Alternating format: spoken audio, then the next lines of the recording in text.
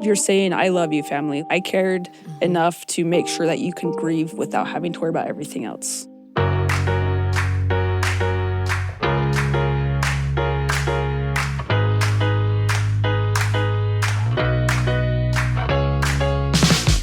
Welcome to The Lisa Show, where we take a good look at life.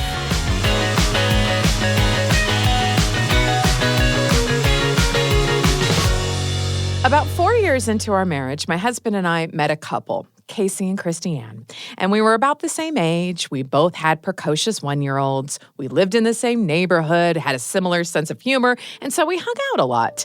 One day, Casey and Christiane asked us if we had a will yet, and I thought it didn't matter too much because we didn't have anything. We were very poor, just starting out. But Casey talked to us about the importance of having legal documents in place just for peace of mind. A kind of get it and forget it idea.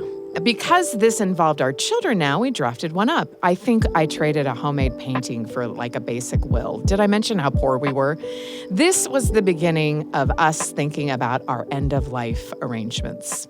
Fast forward through a couple of decades of adding children, educational degrees, a home, cars, and countless other things to our lives. I mean, we still had a basic will, and we thought we were fine. But then Christopher got sick and everything changed. Nothing was a hypothetical worst-case scenario. It was a real worst-case scenario. We were advised by many people to get our affairs in order. I thought we were still too poor and too young to do this, but I found out I was wrong. We decided to meet with an estate attorney. Having an estate attorney walk us through it was easier than I thought. We talked through our worst-case scenarios and best-case scenarios and everything in between until we landed on a plan that Christopher and I felt really good about. We left the office relieved, knowing that things were taken care of no matter what happens. That brings us to today and to this episode. I like to think that The Lisa Show is like going to lunch with a friend. We have conversations about things that you would lean in and talk to a good friend about, like Casey did with us. And because this podcast falls under the what I wish everyone knew category, I want to talk to you about making end-of-life plans. But don't worry, this won't be depressing, and I promise not to fatigue your brain or make you feel overwhelmed. I know it's easy to put off doing something like this because it's uncomfortable. But I also know that having this conversation can bless your life immeasurably. So today, we're going to start that talk. We're going to discuss estates and wills and trusts, what they are, how they're different, and the 5 most important questions you'll need to answer when making your own plan. I'd like to introduce you to my friend, Callie Stillman. Callie is an estate planner, but she didn't start out intending to help people with trusts and wills. However, a death in her family led her to her current job. I'll let her tell you her story. My name is Callie Stillman. I work for Elysium Legal, and my story is a little interesting because how I got to be in this role is because my dad passed away 7 years ago, and my mom was not prepared in any way. There's just a special place in my heart for my mom, and seeing her struggle through how to figure out how to, pay off the bills and where is she going to live and what is she going to do? She was very unprepared. My dad took a lot of the financial stuff and kind of did that and just kind of let her raise the kids. It's kind of that type of household. And so she was not prepared. And just seeing her struggle and stress about it really broke my heart. And I don't like to see my mom in that state. But helping her and seeing her kind of grow out of that and, let her know, hey, you're not in it alone, Mom. Oh, wow. Okay, well, I want to get to the end of her story later. But before that, I want to just back up a little bit. A lot of people don't know what estate planning is. What does an estate planner do? We're really there just to talk to you and help you create a plan that fits your family. That's really what we do. We answer questions and really help navigate you through that process and make it as easy and painless as possible. Easy, painless, perfect fit. It all sounds great. So why haven't we all spoken with estate planners by now? Well, Callie says it's likely due to some common misconceptions. There's a few huge misconceptions. One of them is, you have to be wealthy to have an estate plan. You don't. Like have an estate. Yeah, you have to have an estate and you have to be worth millions. No, if you have a car and you have a bank account, hey, you have an estate and you can decide where it goes.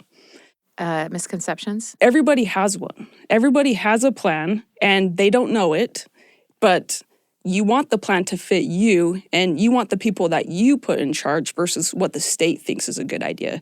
Because not every family's built the same way. I think that's such an important point. Everyone has a plan. You just don't know it yet. Yep.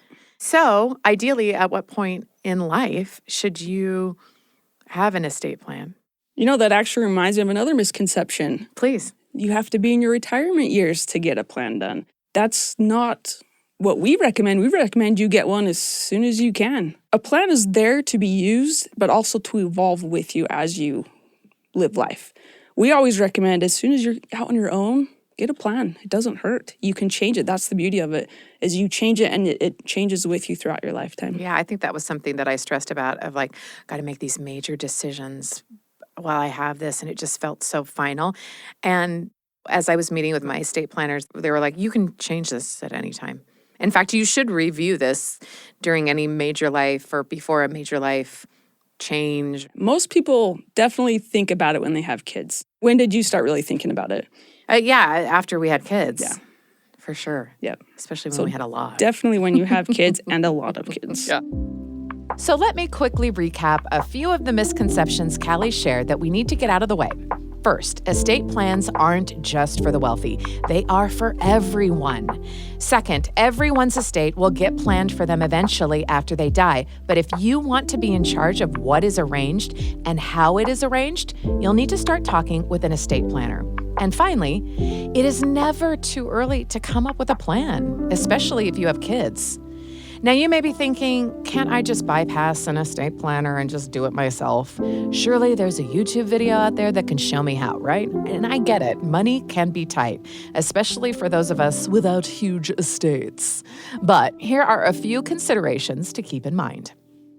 People like to save money. Sometimes they save money but don't save money. If you do a do-it-yourself estate plan, it may not be what you think it is, and you don't know that until it's too late, right? Having someone do it with you, you can ask the questions that are not always brought up when you do it in a fill-it-out type of form.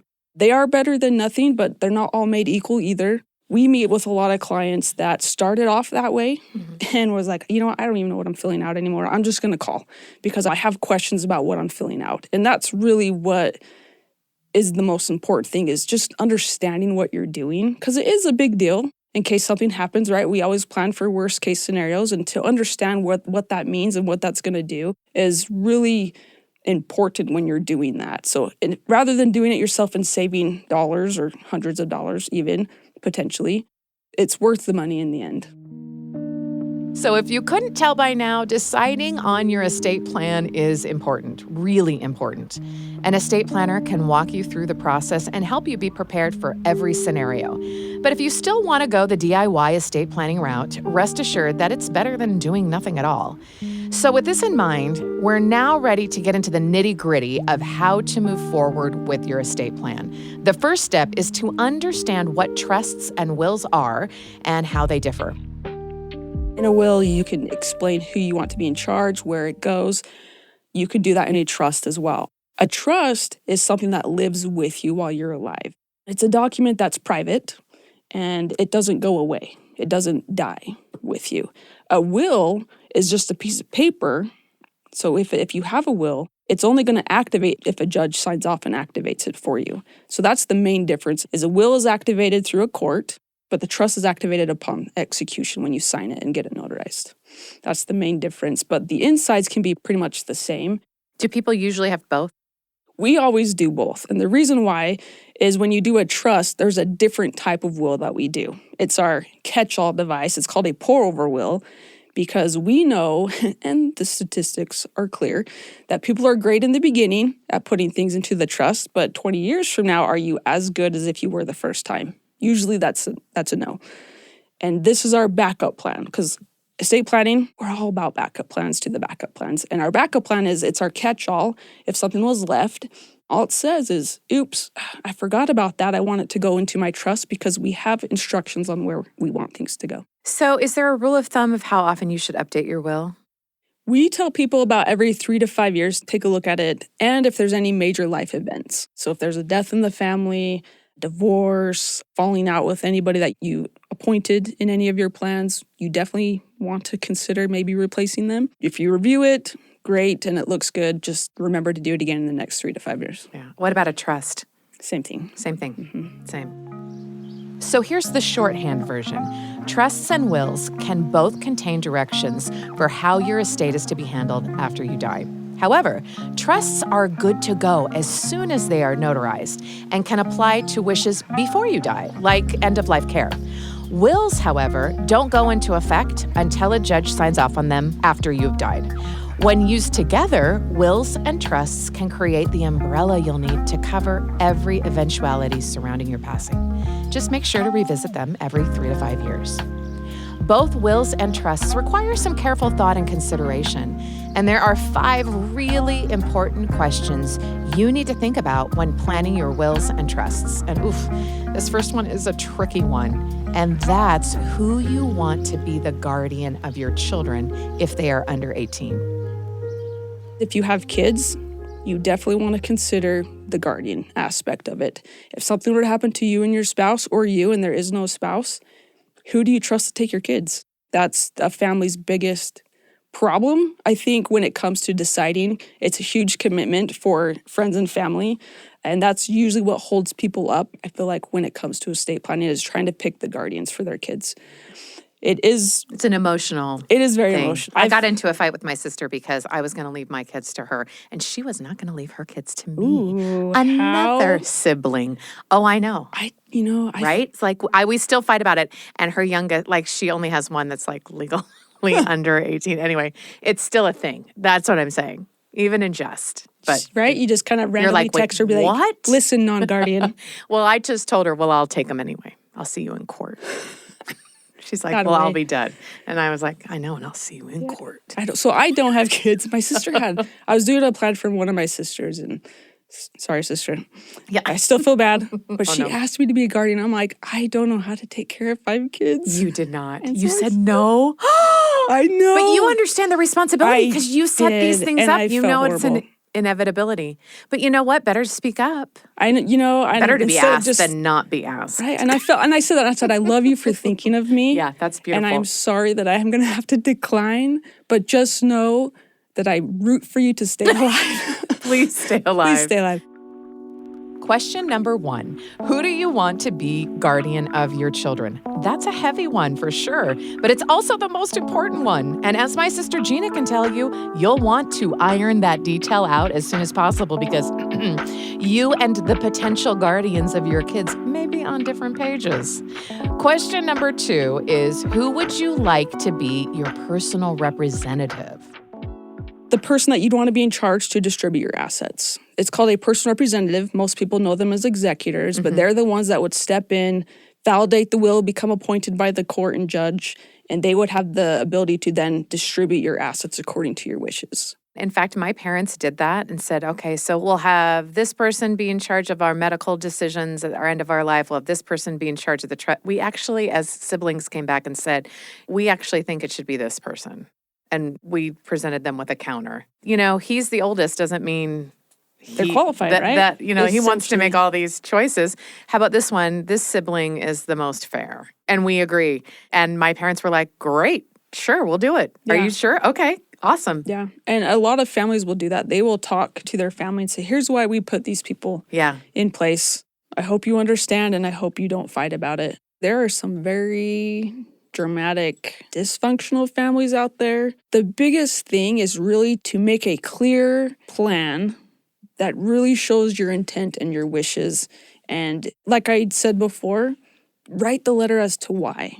People are always going to ask, why did you pick that person? They're not the oldest or they're not the one qualified in their eyes. Tell them why. Tell them why you did what you did and to just be grateful and don't fight. A lot of parents, that's their biggest fear, is that their kids are going to fight over everything. Question number 2. Who do you want as your personal representative? And do you want different personal representatives for different decisions? And it wouldn't hurt to put an explanation in your trust or will, or even talk to your family about it now. Anything that can help your loved ones get on the same page before having to handle your estate. Question number 3. Who will your beneficiaries be? These are the people that will receive your estate, all your money and stuff after you die. With the beneficiaries, it's really who you want to get your things. People are different. Most of the time, it'll go to your spouse if you have one, and then if you have kids, it'll go to your kids after that.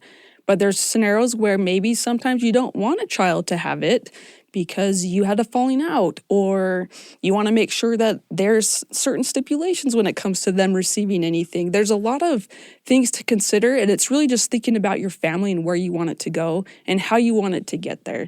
What we talk about with people is, okay, tell me about where it's going to go. Well, I want it to go to my kids. Great. Would you like your child at 18 to get $250,000 if something were to happen to you next year? Whoa, no.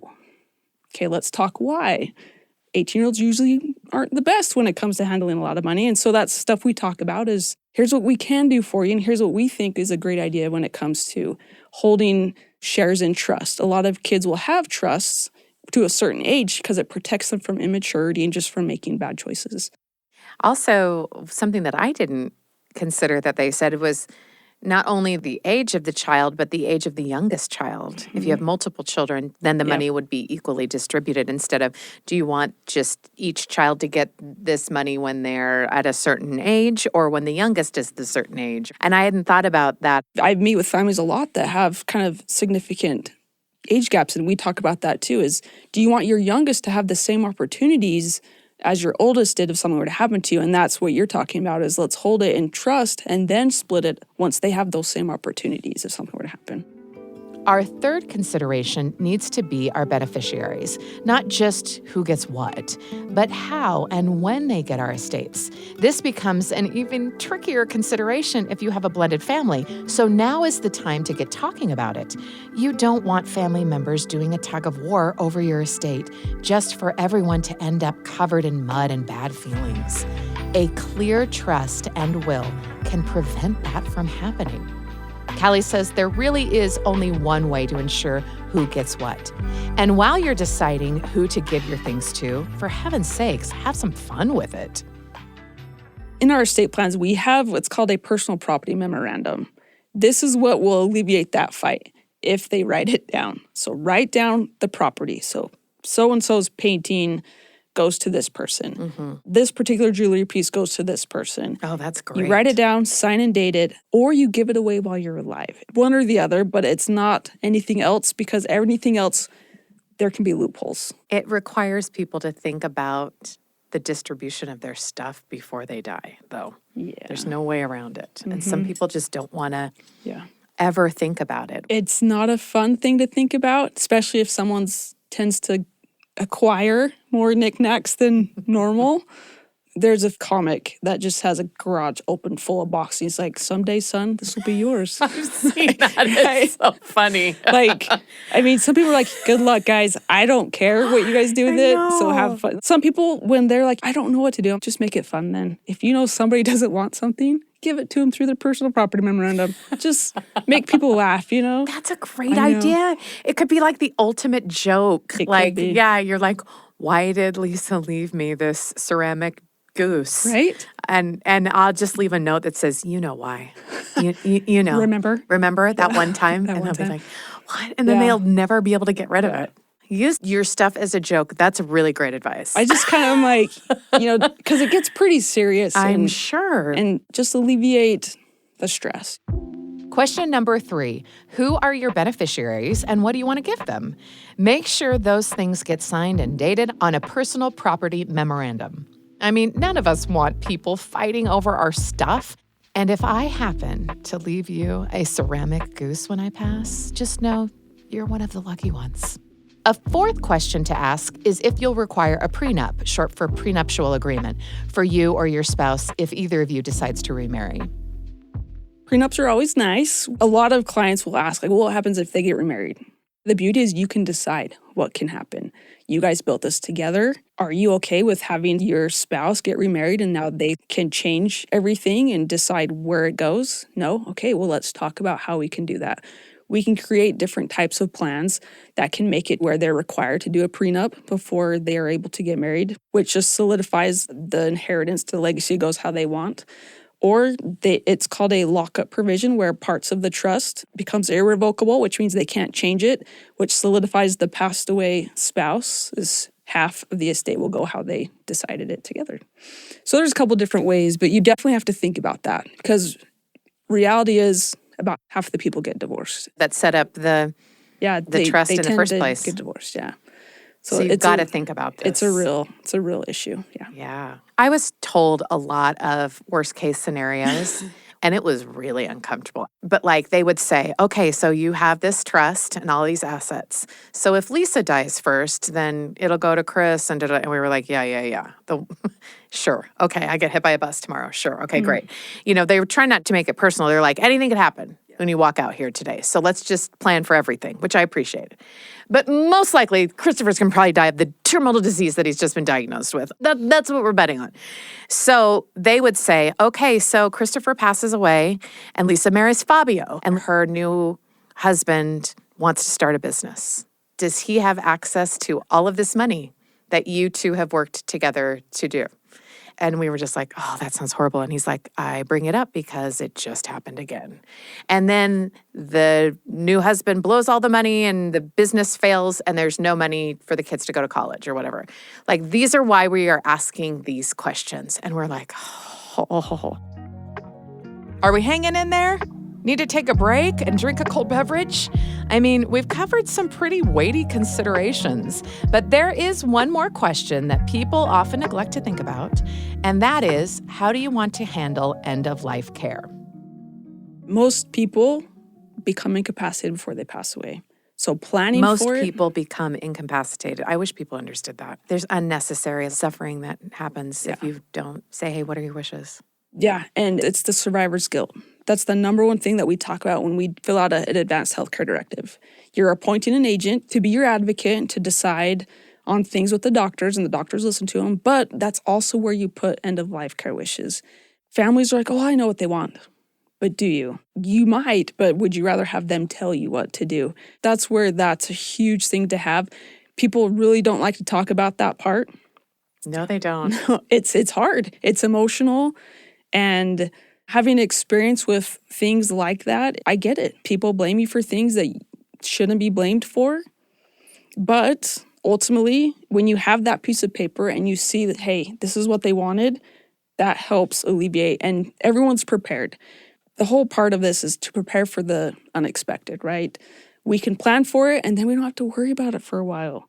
You know what's going to happen in this scenario. Your instinct is like, save them at any cost, even if there's no medical chance, like 0%. Yeah. Again, that's a kind of a comfort that is hard to describe to people. It is. Like, you're going to be glad you had that piece of paper. When it comes time for specifics like a trach, you know, not being like, well, does he want it? Does he not? Does he want CPR? Does he not? Just having all those questions answered ahead of time. It's just such a horrible thing to talk about. It is. But it brings actual relief. And so for those who are thinking, oh, I don't want to have this conversation, this sounds horrible, it really is a gift. You are giving yourself a big Almost piece of mind. Every one of my clients say that at the end is, oh, I feel so much better now. I'm not worried now. The convincing way that I've been able to tell people why they need it is, you have to make these decisions now. It is better to make it when it's all hypothetical and you're well fed and well rested and you're really just talking about these things calmly. Because the alternative is you're making these decisions in a high stress, high anxiety moment where you have to do it right now. How do you really want to make that decision? Yeah. Question number 5. What is your end-of-life care plan? And no, that is not an easy conversation to have. Trust me. But I am forever grateful that Christopher and I did have that conversation and that we had it when we were calm and rational and together. Now, if you're feeling overwhelmed by all of this and you don't know where to begin, here is what Callie suggests. Just start by Googling estate planning in your area. Like, that's the easiest thing. Look into your work benefits. Just pick up the phone. Talk to a friend. How did you do it? Where did you start? It can be very overwhelming, and a lot of people, that's why they don't do it, because they don't know where to start. I mean, you can even ask Alexa, right? Estate planning in my area. Boom. And it'll pop up, I'm sure, 20 different places that you can go to. A lot of places will offer free consultations and they'll talk to you. They'll get to know you a little bit. You can ask questions and just, get everything that you need to answered. And then you can move forward if you feel comfortable. Comfort, relief, peace of mind. That's what we're after. Today, we've talked about the 5 questions you'll need to consider to get as we plan our estates. Who should be our children's guardian when they're gone? Who do we want to be our personal representative? Who will be our beneficiaries, and what do we want to leave them? Should we have a prenuptial agreement? And finally, what do we want our end-of-life care to look like? I've talked with so many people who didn't ask these questions and it didn't end well. I'm talking worst case scenarios, like when there isn't a will, when it isn't clear what the spouse or parents would have wanted, and everyone is forced to guess. I'm talking about spouses having to wait months, even years, to access accounts. And I'm talking about families broken and divided by contention.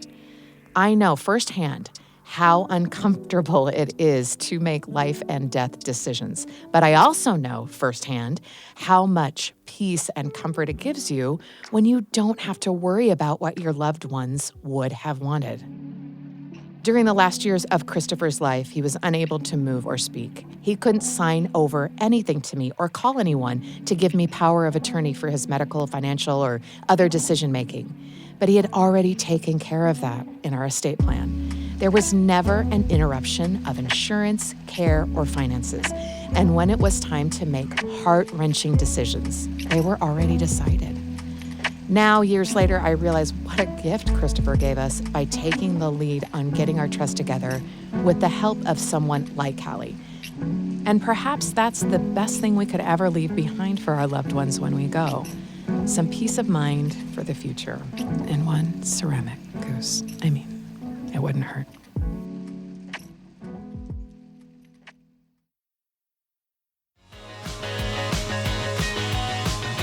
The Lisa Show is a production of BYU Radio, hosted by Lisa Valentine Clark. This episode was produced by Erica Price, with help from Becca Hurley, Blake Morris, and Kenny Mears, with post-production by Gracie Davis. A special thanks to our guest, Callie Stillman. You can find more information on Elysium estate planning in the show notes. Be sure to sign up for our newsletter. The link will also be in our show notes. And join us for the Council of Moms wherever you get your podcasts. Thank you for your messages. We read them all. And thanks for listening. Are you looking to build better connections or bridge divides but struggle with the how? There's another podcast I think you'll love. It's called Uncomfy, Sticking with Moments That Challenge Us. It's an audio and video podcast brought to you by the BYU Radio family. Now, on Uncomfy, you'll hear stories of real people and moments that really challenge their perspective. And instead of getting angry or shutting down, they stuck with their discomfort. Whether it's getting some tough feedback from a close friend or choosing to hear out a politically opposed colleague, they chose to stay open and curious, and they're glad they did. It's very empowering. New episodes of Uncomfy drop every Wednesday. You can listen or watch on the BYU Radio app or wherever you get your podcasts.